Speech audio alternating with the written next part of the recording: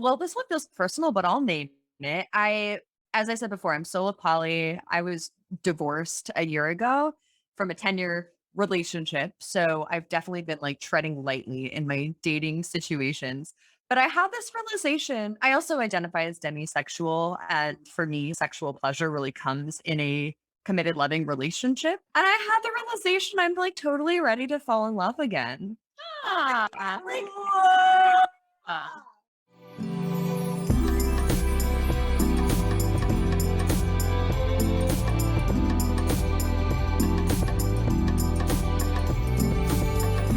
Hello, everyone.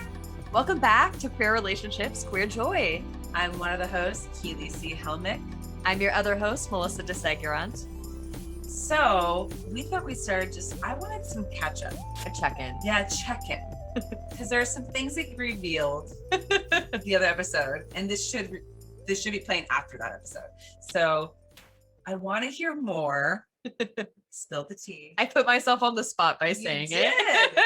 About like you're ready to find love. I'm ready. Yeah, it's interesting. It was interesting for me to say that in the moment. I hadn't planned on that as like my queer joy, and then it just kind of came out. Well, those are the best when you don't pre-plan it. Right, exactly. Yeah, and it's interesting, I think, also to say that in the context of I have a loving relationship in my life. I've been in connection and relationship to people, so not single in the monogamous way. Yeah. I've been doing the solo poly thing. So I guess what I mean by that is I am partially just through the connections I've made with folks, really reaffirmed in my demisexualness. And for me, I use that word, but I always ask people like what that means to them because it changes from person to person. Well, Melissa, what does demisexual mean to you? For me, it means that I experience sexual pleasure and desire and connection in emotionally connected relationships. It's not so much that I just have to get to know somebody emotionally before the desire can form, but that is one of the factors. Also has to do with the emotional attunement in the moment. Oh, that's a good one. Yeah. Have we talked about emotional attunement yet? I don't think we have. Okay, I want you to finish your story. And then for listeners, we're going to go back to this emotional attunement thing. And then I'll go to our broad topic today of like relationships in general. So Yeah. So, all that to say, I've met some lovely people in the last year that I've had some sexual connections with. And for me, I'm just not a person who can get a lot of pleasure from like having sex with friends. Oh yeah. It's nice when it's happening, and then it's sort of like out of sight, out of mind. Like I could take it or leave it when I'm usually not thinking about it. Oh, yeah. Okay. So what I'm ready for is a connection where there is romance and there is more love is a potential. Yeah. Without jumping on the relationship escalator. So it's a tricky dance that I am playing here. Okay, so this makes me think of something actually that I was asking. And listeners, please write in about your comments because I don't know if this is a generational thing or just being, non-monogamy, monogamish, whatever. When you're talking about finding love and you're open to this, and I love that. What is your opinion of dating apps? Where is dating apps for dating? Is it for finding friends? Does it make it more confusing or more clear when you can use dating apps to find friends? Yeah. What's your take on this? Well, I mean, thank God for dating apps to find friends because we're in a pandemic. I don't know how else I would meet people. I moved to Portland by myself, so aside from like colleagues, like who else am I going to befriend? I've met every one of my friends on a dating app, and most of them have started with, well, not every one of my friends here in Portland, not in my whole life. Most of them have started with curiosity about like, let's see where it goes. And it's good practice in being upfront about where your feelings are to be like, yeah, I'm feeling friend vibes here. Yeah. So that makes the communication, what you're saying is that makes the communication easier because you already set up the dynamic that this may just be friendship. This may not be any kind of romantic or sexual thing. Yeah. Right. Okay. Right. Okay. So then my question is, and this is just something coming up in a conversation, but it's like, okay, if a dating app is for friends as well, and this is more, I think, for monogamous folks and non-monogamous folks, when do you get off the app? Or do you get off the app when you are in a romantic situation? Yeah. Yeah. When do you? Gosh, see, for me, it's like just staying on the app is hard enough. So I get off the app like every other day for other reasons. It's the same So it's way worse with, than like taking off your yeah, Facebook. it's the same with, yeah, Facebook or Instagram. And part of that is, connections and relationships, friendship, otherwise, it's important to me, but it's not the Yeah. whole thing. It's not all of my life either. It's the relationship with self that I'm wanting to keep nurturing as I am connecting with others. I'm still grappling with that whole being in connection, also being with yourself. So yeah, I mean, my instinct would be get on the apps when I'm not connecting with people, whether that's a friendship or a romantic connection. Okay. So the idea, what you're saying is when people are on the apps, that's for connection in whatever way. Yeah. I mean, and people will argue with me on that. And Yeah. Well, that's why I want to talk about yeah, it. like what the need for apps are. I'm a big fan of being, and I know it's different depending on what app you're talking about Yeah. and how much room they give you, but I'm a big fan of being very transparent in what you're looking for. Yes, that is true too. So I like a profile that's like, I'm only here for friends. And if I see that profile and I'm like, ooh, I don't think we'd be friends, then I'm just going to click away. So here's the hard thing, and this is like monogamy versus non-monogamy. So I'm gonna take the monogamy stance for a minute. So don't judge me, anyone out there. But it's like in the past, because I have been in monogamous relationships very recently, actually, and it almost seemed like cheating being on a dating app because in my mind, and again, this may be a generational thing because I'm 41, but I had so purely quotation marks for those who can't see my hands, had looked at dating apps as for dating. Mm-hmm. So then when I had folks a person that I was dating, then when I switched from non-monogamy to monogamous with them, Mm-hmm. I got pissed that they were still on the dating app. And for me, it was this automatic, like, okay, we decided to close up the relationship. Mm-hmm. So I'm off all dating apps. And maybe it's also a privilege because I do have a lot of friends because I've lived in the area forever. And so maybe that's part of my privilege. But that's how I see it. And it actually became an issue because that's how people cheat. Yeah, sure. That's how people cheat because they are saying, so again, this is my understanding, my mindset, my experience is someone says, oh yeah, I'm just going on the apps for friends. And actually that's how they end up cheating. Mm-hmm. Mm-hmm. And then, of course, I'm not going to dive too much into this. We can also say that even if they weren't on the app, they could still find somebody and still cheat and whatever. And right. Can we just have an actual honest conversation and be non-monogamous again, right. Yeah. Whatever the place may be. But anyway, so that's, so you're defending, or you're saying, yes, dating apps, you're on team, dating apps are for friends in all relationships. I am. And I mean, that really does dictate honest communication though. Yes, no matter what. Yeah, yeah. Because we all know, even if you're in a non-monogamous relationship, there still can be cheating and lying. Right. So we're not equating monogamy with only cheating. And, in a monogamous framework too, I mean, one could find a way to go meet people otherwise and still have the wrong intentions of like, oh yeah, I'm just going to the bar to meet friends. And like, oh, I went home with someone. Totally. So this is where don't blame the app, Don't blame the app. It's only the messenger. It's the people using the app that they're like that. All of them. Okay. Well, I'm willing. I'm going to sit with this some more. And because I'm solo now and have committed and still remain committed to not be on the app till 2022, as I prepare to go back on the apps, it is legitimate for me to think about all the ways that the apps could be used. Yeah. And keep an open mind. Yeah. And please message us with your thoughts. Tell us if you're team Melisa or team Keely, what you think about all this, or you don't agree with either of us and have your own opinion.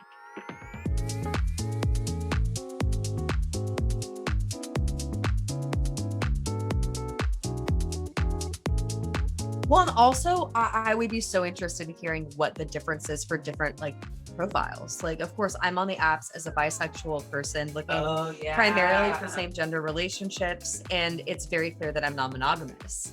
So perhaps the percentage of non-monogamous folks on the apps are more likely or willing to be on there for friends as well versus monogamous people. I don't really know because I'm not interacting with monogamous profiles. That totally makes sense.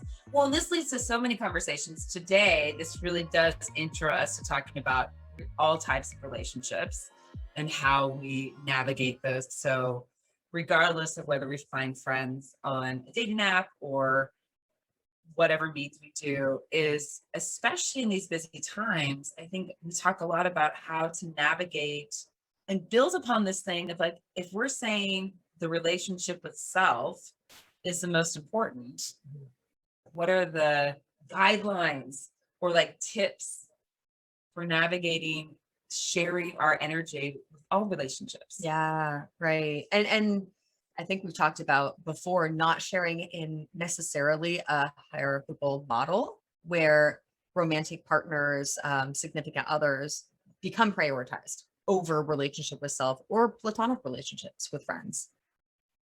So then how do you do that? How are we Scheduling. I have a literal like binder. You have a binder? Well, not a binder, but a like a paper schedule. Yeah. I can't do it on the phone yet. I can't do the Gmail. I mean, I'm capable of doing it, but it doesn't do anything for me in terms of like relieving my brain of the information. Okay, so it's not like you friend them on Facebook, you friend them on Instagram, and then you share calendar. Is this what I've done that with partners in the past. What part of the relationship, what does it mean when you add them to your calendar? Oh, yeah.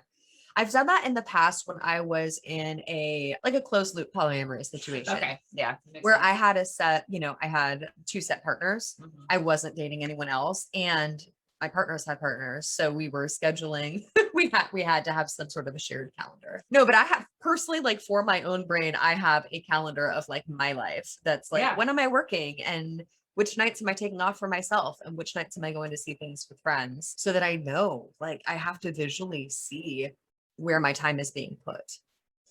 Yeah. So I think, I often say that if it's not in the schedule in the way that we do life a lot of us, not everyone in the United States, we're all so scheduled that if it's not on the calendar, like what we put in the calendar is what's important. Yeah. That's just how we have worked this out in our society. So do you put yourself in your calendar? Totally do. Yeah.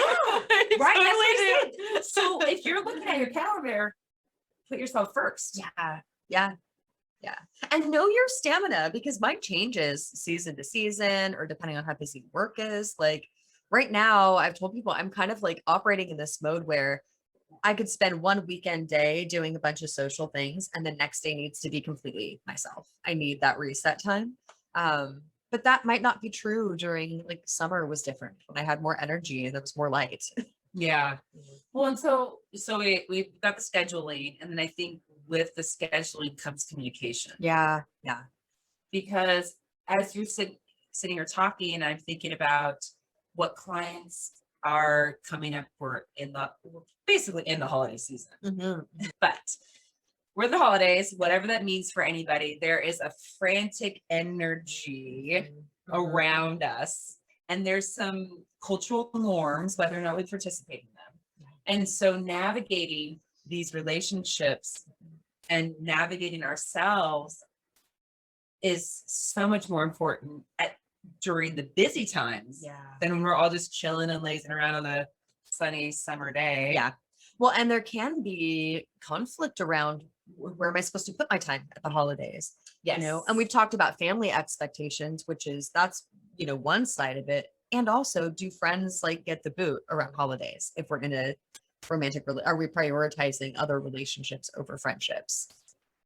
Yeah. And I think that there's a lot to be said. I talk to my monogamous friends a lot about what does it look like to have the lens of non-monogamy in a monogamous relationship.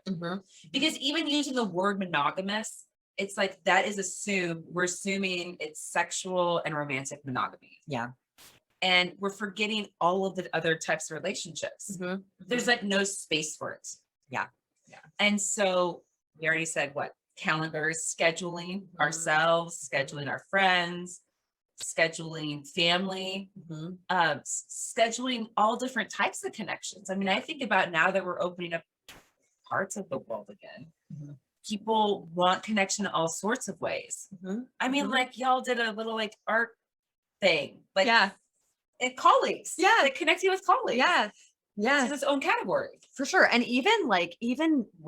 this has especially been missing with COVID, but the random connections with like folks that you meet being out in the world, like those spontaneous one-off Yes. conversations that like bring me so much energy and so much joy and have really been missing, So I think even making time for those connections, like when can I be out in the world and like available to be connected with? And then have space to do it. Yeah. And have space in your schedule, space in your like being energy, having energy to do that. Yeah. I mean, isn't energy our most valuable asset, our most valuable like resource? So, and I think that's especially, we're focused, obviously, our podcast on queer folks in our community. And so navigating that in spaces and having that availability to have more connection. And we never know when that connection is going to come, because we don't know if I'm outgoing, if I'm just hanging out at a coffee shop or hanging out somewhere, I don't know if there's even going to be other queer people or not. Right. Yeah. So I gotta be ready. If I'm gonna actually meet another queer person, like, yes, I have the energy and time to like put space into it. Yeah. And then you're choosing your venue. You're like, okay, where can I best be situated? Yeah. To meet like-minded people.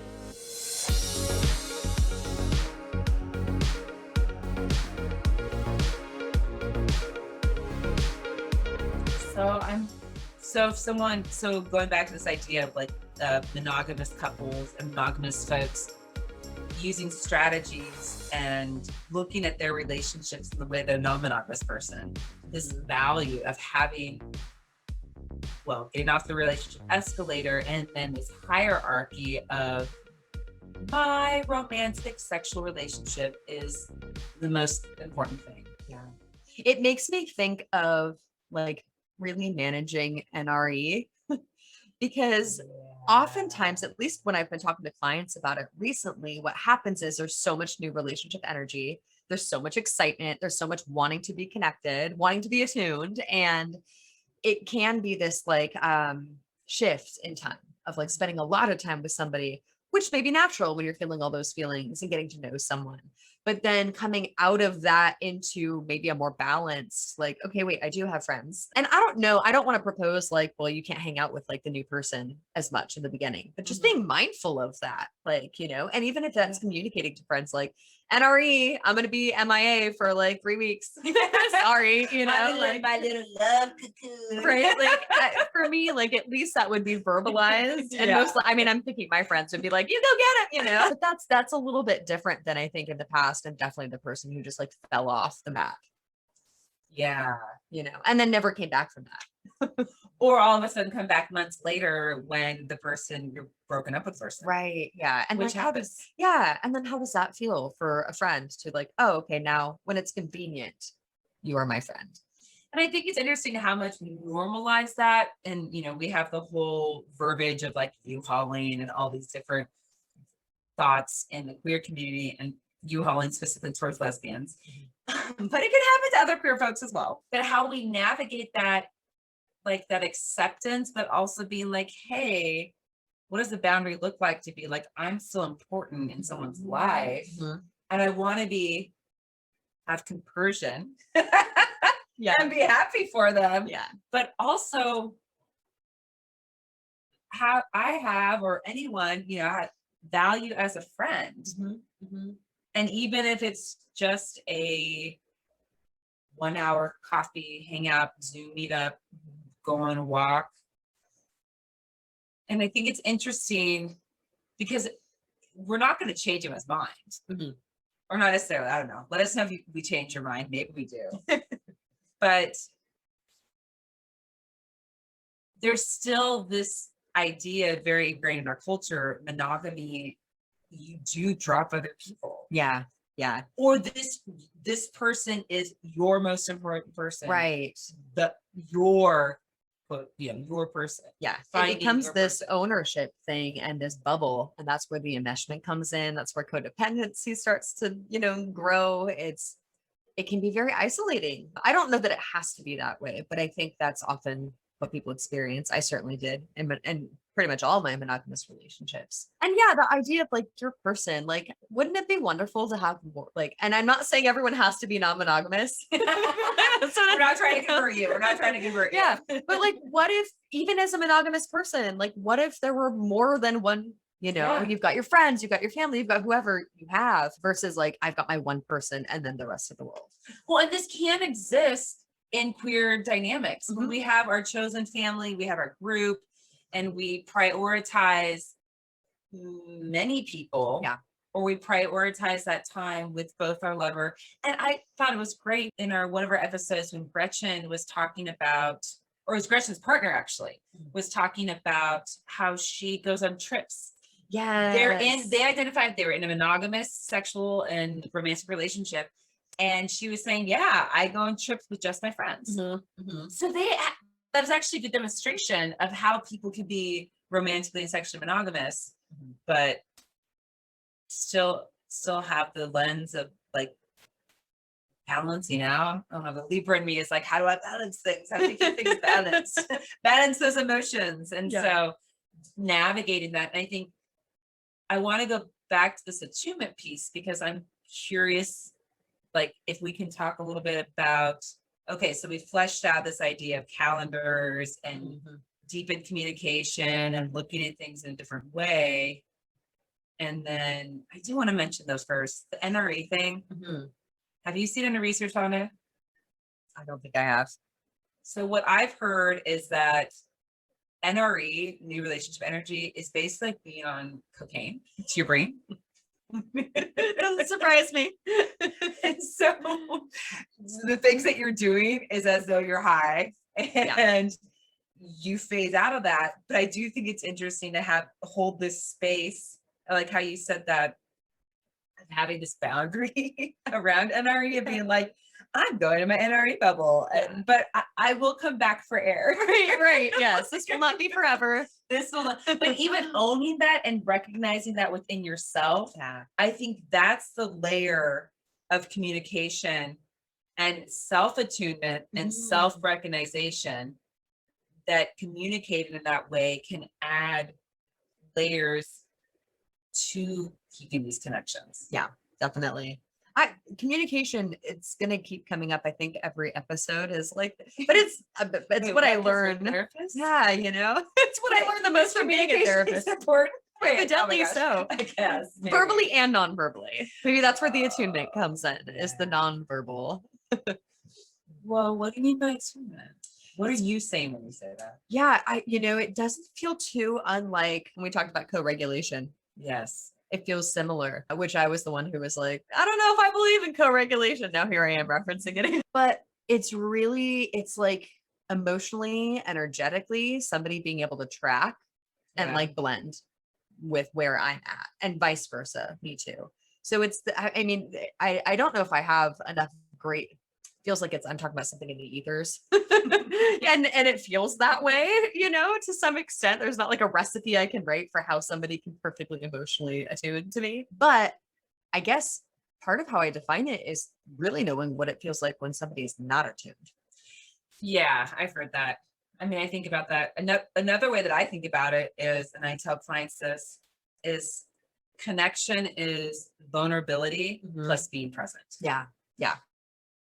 And so we're talking about connection, we're talking about emotional regulation, emotional connection, attunement. And so those are the pieces. And when you're saying this, and even just how you said that when it's not there. Yeah. I'm also thinking about this topic we're talking about, and what does it mean to figure out that there are pieces that people in your life that you give less time and energy to. Like, isn't part of navigating how we organize our time and use our time and use our energy for connection of like, there's also sometimes we figure out that we don't want to keep around. Right. And we need to pull back, or we need to shift the relationship. Yeah. Yeah. Those could be scary conversations to have. And there's no way around that. Like, it is important to, well, I guess the way that if there's the guilt that comes up for people, because that's what I hear most often from like Oh. clients is like, well, if I feel bad or I'm guilty, or even if it's someone you started dating and you realize, oh, we're more like friends, you know, there's all this like negativity around like friend zoning someone. But again, that's a hierarchy. Right, exactly. There's Like they're something demoted. wrong, they're demoted. Yeah. Like, oh, your friend zone someone, you gave them, you know, the backseat or Right. Yeah. When truly it's, I mean, if somebody is interested in finding a romantic connection and I know I'm not feeling that way, I'm doing them a service by letting them know where I'm at so that we can develop the relationship I'm actually available for, and they can go and find their needs, you know, what they want. There was a really good moment it's the show Love on the Spectrum on Netflix. Season 2, there was a moment where somebody goes through this. They have to friend zone someone. They have to like, you know, explain that like, I really enjoyed hanging out with you and I want to be your friend and I'm not romantically interested. And it was just beautiful. That show I think is just well done anyway. And the way that things are sort of simplified in some ways in communication, but the response was amazing. This person received this information. They went, great, yeah, I'll be your friend. And it was perfect. Yay. That's the kind of moment that I want to like take to clients and be like, what if we all had this response of like, great, you want to be my friend? Fantastic. You know, not this like, oh, well, okay. Well, and so getting away from the hierarchy, it not being like a punishment or this bad thing to be somebody's friend. Right. And I'm thinking even actually being solo right now, and I've been navigating different relationships and connections. And honestly, to reinforce what you just said, I have been looking at friendships and any situation of being like, if this is someone I really want to keep as a friend, I'm not going to do it. You're so important that I'm not going to pursue anything else with you. Yeah. Like our friendship is so important. So I almost feel sometimes revert because I've been burned recently, obviously. And so looking at that in reverse, so I feel like I keep coming back to this friends with exes, and it's so fascinating on the tail end of ending a romantic relationship with somebody is where there's this emphasis or this dynamic of like, well, we can't be friends. Yeah. Or even more so, my new partner is not okay with it. Yeah. Or you're friends for a while, but then when they start dating somebody and this like, and it feels like this comes into play of this when we talk about toxic monogamy, that's the flavoring of it. Like you as an individual, I don't get to decide how I'm in relationship with other people. Yeah. Yeah. Right.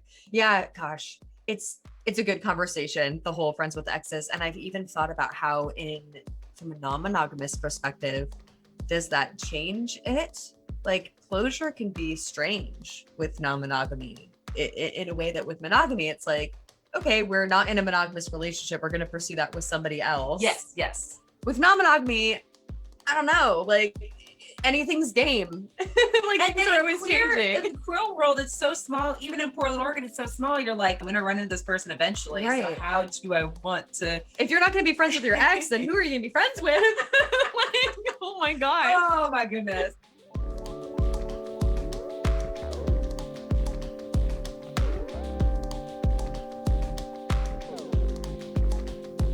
Okay, so before we go into Queer Joy of the Week, I want to highlight what we talked about today. And we've said most of these before, but noticing, being attuned with self, noticing ourselves first, and noticing where we want to put our energy, and being specific about the use of our calendars so that we can navigate these relationships, all of our relationships, having really open communication. I like the idea of deconstructing friend zoning as a bad thing. And then also taking note of the changes of the dynamics within relationships. And as we always say, getting off the relationship escalator. Yeah, really just unpacking the way that to me, all of this is about not habitually just moving about the world, but moving intentionally. Yeah, intentionally. Yeah. And being intentional about your connections with people and managing them. And being intentional, you need to be, for a person to be intentional, for me to be intentional, I need to be present. Yeah. And I need to practice that still. So as a mindfulness type person, just coming back to self, coming back to being present and intentional.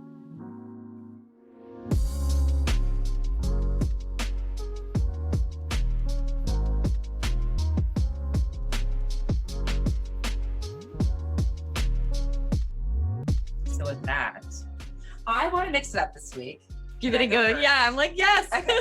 Because I was planning my queer joy, and I feel like there are so many queer joys this week, but there is a new queer spot open in Portland, Oregon, and it's called the Queen's Head, and it's in downtown Portland, cute little space, and it was just being around a bunch of queer folks and drag show. That's amazing. It was so much fun. And really want to support them. We are not getting sponsored by them. So just to let you know, we're not being sponsored by them. This is just me as a human saying this. It was so nice to be in the space. The person emceeing, she was just so great about being like, we need these queer spaces, support us, support everybody. And it felt really supportive and useful and fun. And there was one performance in particular by Nick Lacey that was so great. It was so theatrical and so much fun. And yeah, it was just like theatrical. It's the theater piece that really got me. So it's just really my queer joy is being in the queer space and just having fun listening to music and listening to drag show and all of that. So that sounds so much fun. It was. They're open now. You can go. You have to show your vaccination card. Okay. Yeah. And stay masked. Yep. So it's as quote unquote as safe as it can be in a group setting. Yeah. But it also didn't feel they had doors open. It wasn't overpacked. Yeah. I mean, everyone your own, on your discretion. I'm not saying, I know some people still don't want to be around groups, and that's fine. Yeah, sure. I think they did a really good job. Yeah. Trying to do that. Queer spaces, it's important, especially if anyone like me has not been in a lot of queer spaces during this pandemic, like get yourself to a drag show. Yes. The other thing about this space is you can even just be outside. That's great. Yeah. They have a patio area. So if you want to check it out and don't want to be inside, you can be outside and check it out and support them. Get a drink. And they have non-alcoholic drinks too. I actually got mine for free. I was very happy. Like, thank you for not charging me for this non-alcoholic drink. So it was really good. It's amazing. Good queer joy. Mine actually has to do kind of what we talked about today. I had a great balanced weekend. I was very social with friends on Saturday, got to catch up with some people that I hadn't seen in a while, which was really nice. And then Sunday kind of did my own solo thing and meal prepping for the week, which is my new winter strategy. But and also made a new friend on Tinder. So yeah, dating app. Totally. Oh, that was so perfect. And we don't know where it's going. My assumption is that it's a friendship. Kind of like you said, I'm prioritizing friendships right now, kind of before anything else. But that it's just really cool. It seems like somebody that I resonate with, and that for any of you or anyone who heard like the earlier episodes, I'm like, I just swipe and I swipe and I swipe and nothing happens. Like that's my experience still, but there is hope. When you say swipe, swipe, swipe, nothing happens, do you mean there's no matches? There's no matches. And I've said this before, but I really do better meeting people in person. Okay. So it's in the come as you are language, the brakes and accelerators. There are I have a lot of brakes anyways. My brake system is intact, and even more so on apps. Okay. There's so much that is an automatic, like, oh, I don't think so. I don't think so. I don't think so. Mm-hmm. So, and unfortunately, my bandwidth for socialization maybe it's being a therapist. I'm not going to lie. Like we have a lot of deep conversations every week, that the idea of going on multiple first dates also in a week, it's like, I can't. I don't want to hear somebody's story that much. I already heard those stories this week. Don't want to hear more. Yeah. So I'm very discerning on dating apps, maybe to my, demise, but it is rare for me to swipe right. And when you don't swipe right a lot, you don't get matches a lot. Makes sense. Kind of how it works. Okay, we're gonna have to test some of these theories out in January when I'm on. Watch me swiping. Oh, I thought you were gonna like monitor me and be like, why are you swiping left? Oh no, I already do that. Because I am not allowed myself to be on dating apps. Oh, I help all my friends on their dating apps, and I see what the pool looks like. Yeah. So is that cheating on my non? I'm not sure. Yet to be determined. Yet to be determined. Let us know what you think. Am I cheating by looking at my friends? Looking at my friends' apps. My queer friends specifically, straight friends, whatever. Just to see what's out there. Right? Is that an addiction? Shit. All right. Well, that's enough of that for this week. Thank you all for listening. And you know how to find us on Instagram, Connective Facebook. Therapy Collective website. Yep. Anything. Reach out, rate us, Yes. review us if you're comfortable to do so. We'd love to have some feedback about how this is all landing. Yeah, give us all the feedback. So thanks for joining us this week. And I hope you all have a wonderful, queer, joyful week.